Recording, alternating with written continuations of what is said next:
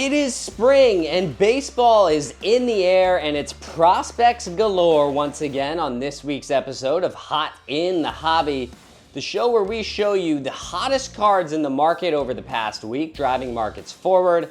Thanks for tuning in. I'm Mr. Hollywood and we ain't about wasting time here, so let's hop right in for this week's episode, starting with George Lombard Jr., shortstop prospect for the New York Yankees. His 2024 Bowman Chrome First Prospect autograph and a PSA 10 is up 66.1% over the past week to $285 per card. This was a $171 card last week. In spring training so far, George Lombard Jr. has hit .263 with 2 home runs, 4 RBIs, and a .912 OPS. In the minors, he hit .238 last year with 5 homers and 51 RBIs, 43 steals though, with a .687 OPS across Rookie A and High A. He is 19 years old. He bats and throws right-handed, 6'2", 190 pounds. 2023 draft, first round, 26th overall. George Lombard Jr. is still a couple years away, realistically. And theoretically, he's blocked by Anthony Volpe, but he does also play some second base. So either him, in theory, either Volpe or him would get moved to second base. But 2027, 28 seems more realistic for him to be making an MLB type of debut. He's considered to be strong defensively. Strong arm, good range. Could be more plus than Volpe in terms of defensively.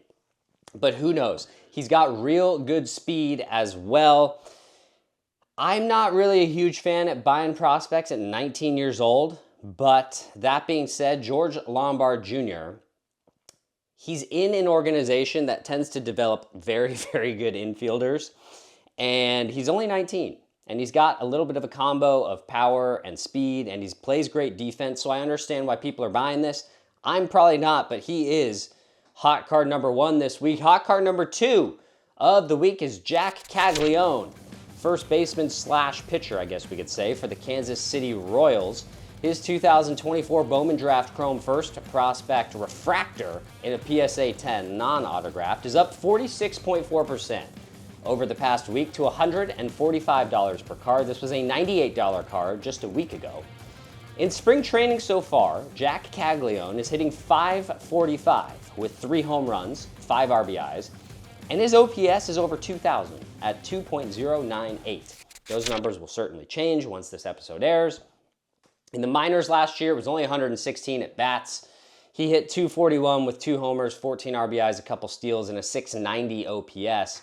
Jack Caglianone's a really interesting one. He's a lefty, bats left, throws left. He's 22 years old, so he's not like an 18-year-old phenom, right? He's got some... If we can say that 22 is a bit of a seasoned prospect, then he's a bit of a seasoned prospect. He's 6'5", 250 pounds, so this is a big dude. And he was drafted 6th overall, first round in last year's MLB draft out of Florida. A lot of people were kind of touting him as like the next two-way player or the next Shohei Ohtani. Probably not. He did pitch 150 innings at Florida and was very good. His fastball touched 100. He has a cutter, slider, change, but he's got a lot of control issues as a pitcher, and he's also already undergone Tommy John surgery once already. Cags and the Royals did agree it's best for him to focus on hitting and playing first to start his career at least. But last year at Florida, or his last year at Florida, he hit .419 with 35 homers and 72 RBIs. This dude is a really big bat who can hit it a really long way. But again, it's still pretty early on in his development, let's say. Not as early as like a George Lombard, right? He's ahead of George Lombard, for sure. And he does chase outside the zone a bit and is overly aggressive at times. That's been one critique with him, but he doesn't strike out a ton. And honestly, I think that's positive because you can kind of hone the plate vision a bit or adjust how aggressive you are at the beginning of at-bats. And if he does that, Jack Caglianone could be absolutely elite from the plate. And I mean an elite power hitter from the plate. Not a strikeout machine like Ellie De La Cruz or James Wood. He puts the bat to ball. Doesn't strike out a ton, and his exit velocities are insane. I mean, like 120 plus. This dude has exit velos right up there with Shohei and Ellie. He's also a plus defender, which at first base, kind of underrated in my opinion. I usually don't say invest in prospects. I really don't. But honestly, I'd seriously look at this guy if you're prospecting, because all of the issues he's having are trainable for the most part. It's not just like, oh, this dude just swings and misses all day, right? It's not like that. All of his weaknesses are for the most part trainable, right? But the kicker for me with Jack Caglianone is ask yourself this. What if Jack Caglianone ever throws a pitch in the majors? What if one day he's healthy enough to pitch in the majors? And I'm not saying he goes out there and he's a Cy Young level starter, right? In all likelihood, he probably won't. But if he does, I'm telling you, his cards will explode upon that announcement. And I would probably be selling it at that point because I'm not sure that his control is really able to consistently perform at the MLB level. But that is an upside, you see, that no other player has in the entire sport. And for that reason, I'm more in on prospecting on someone like Jack Caglianone than I am prospecting on a 19-year-old shortstop who's 3 years away and is hitting 200 in the minor leagues, right? At the end of the day, there's only two players in this sport that have hit and pitched with any sort of success, and that's Babe Ruth and Shohei Ohtani, and their cards have done very, very well. If there's anyone on earth that could both pitch and hit, odds are those cards are going to be pretty valuable, and Jack Caglianone is probably your next best option to do those things. So for that reason, I guess I'm kind of in on Jack Caglianone. But moving on to hot card number 3, and that is Shaquille O'Neal. Of course, center for the Orlando Magic, well, drafted by the Orlando Magic. His 1992 Fleer base number 401 rookie card in a PSA 9 is up 120% over the past week to $63 per card. This was just a $30 card last week. A ton of Shaq cards are way up over the last week with a lot of sales. I don't know. I know there's been some stuff going around with Shaq partnering with some Saudi Arabian billionaire or something, and he had a whole thing on TNT with, had some sort of thing happen on TNT with Chuck. I'm not sure really what's going on with Shaq, but of course Shaq, over his career, probably the most dominant player of this past generation.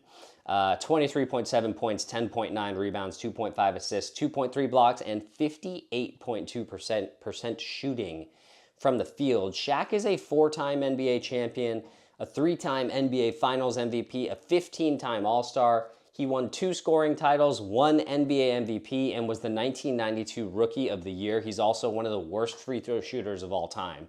But Shaq is larger than life, not just on the basketball court, but on the business side as well. He's worth over $500 million, in part from basketball, but mostly, actually, from his investments.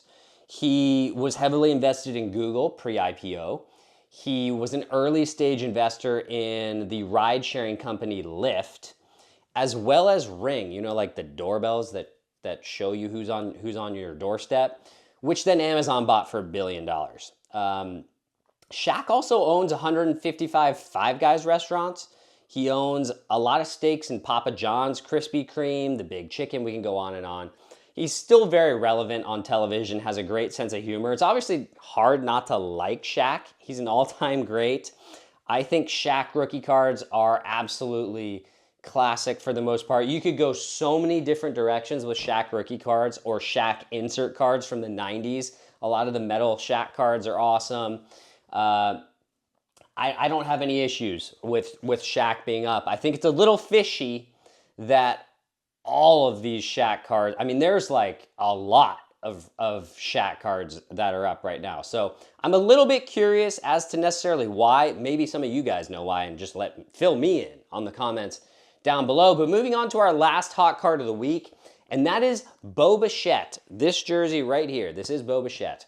His shortstop for the Toronto Blue Jays, his 2020 Topps base rookie card in the PSA 10 is up 96.2% over the past week to $12.52 per card. This was a $6 or $7 card a week ago, because so far in spring training, he's hitting .346 with a homer, 3 RBIs, and a .908 OPS. Now, we talked about Bichette in our baseball special editions and of the Cardboard Critics, and said he's going to have a big rebound year. This is a good start for him, but it's spring training, and the sample size is like 8, you know. And so it's, I'm not really writing home about it, but he's on Hot Cards of the Week. So at the end of the day, this dude is a career .290 hitter in a contract year who hit 20-plus homers in 2021, 2022, and 2023. Keep in mind that he has played just 3 full seasons, but in those 3 full seasons, he has averaged 25 home runs while hitting 300 with a WAR of 5 in those 3 seasons on average.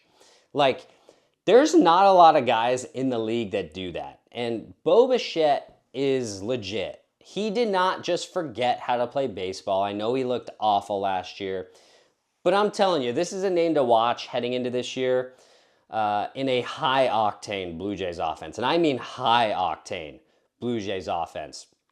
Between Bichette, George Springer, Vladdy Guerrero Jr., also in a contract year, Anthony Santander, new signing. They did acquire Andres Jimenez from the Guardians. They still have Dalton Varsho, Alejandro Kirk.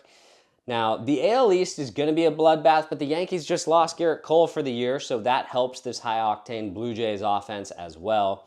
I think Bichette is 100% still a name to be looking out for, although I do sometimes I do wonder why